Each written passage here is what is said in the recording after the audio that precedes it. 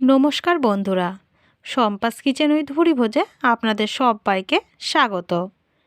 আমি আজ গাজরের হালুয়ার রেসিপি নিয়ে আপনাদের কাছে হাজির হয়েছি।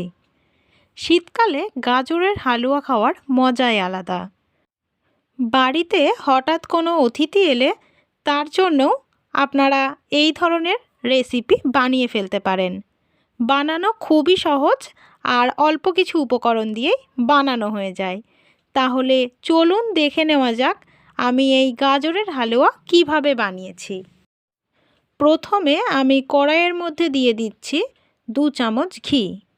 ঘিয়ের বদলে আপনারা তেলও ব্যবহার করতে পারেন, তবে গাজরের হালুয়ায় ঘি ব্যবহার করলে সেটা খেতে আরও বেশি ভালো লাগবে।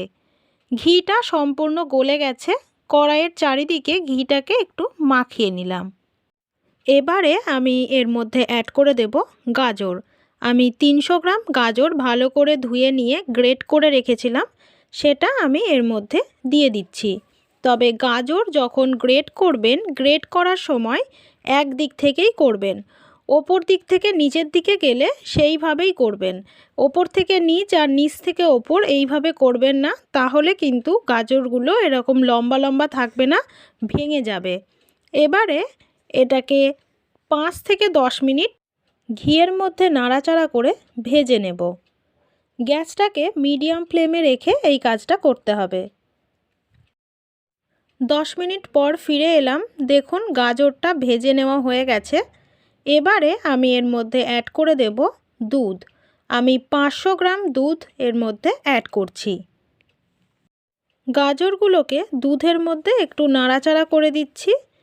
এবারে আমি গ্যাসটাকে হাই ফ্লেমে রাখবো। হাই ফ্লেমে রেখে এটাকে একটু ফুটিয়ে নেব। এটা ফুটে উঠেছে। এবারে গ্যাসটাকে মিডিয়াম ফ্লেমে রেখে 15 থেকে 20 মিনিট আমি রান্না করে নেব। চিনি কিন্তু আমি এখনও অ্যাড করিনি, চিনি সব শেষে আমি অ্যাড করব।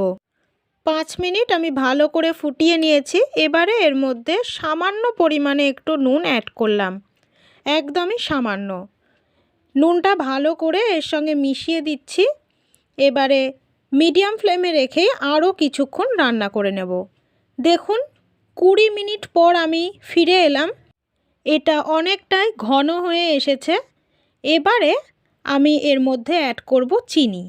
গাজরটাও কিন্তু খুব সুন্দর গলে গেছে। আমি এর মধ্যে 200 গ্রাম চিনি অ্যাড করলাম। চিনিটা দিয়ে দেওয়ার পরে আমি আরও 5 মিনিট এটাকে রান্না করে নেব। এতে করে এটা আরও কিছুটা ঘন হয়ে যাবে। 5 মিনিট পর ফিরে এলাম।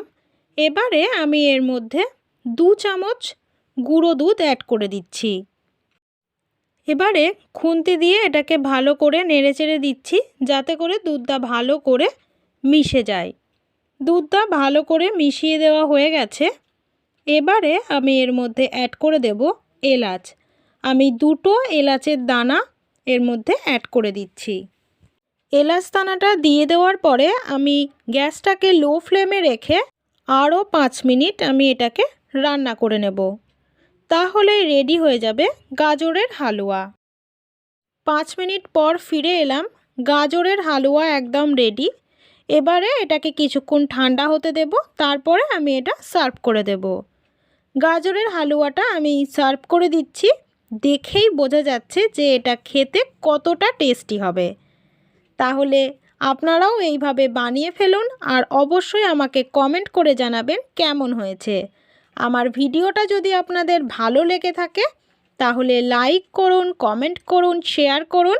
আর যে সকল বন্ধুরা এখনও পর্যন্ত আমার চ্যানেলটা সাবস্ক্রাইব করেননি তারা প্লিজ আমার চ্যানেলটা একটু সাবস্ক্রাইব করে দেবেন। আপনারা সব সময় এভাবেই আমার পাশে থাকবেন। সবাই ভালো থাকবেন, সুস্থ থাকবেন। নমস্কার।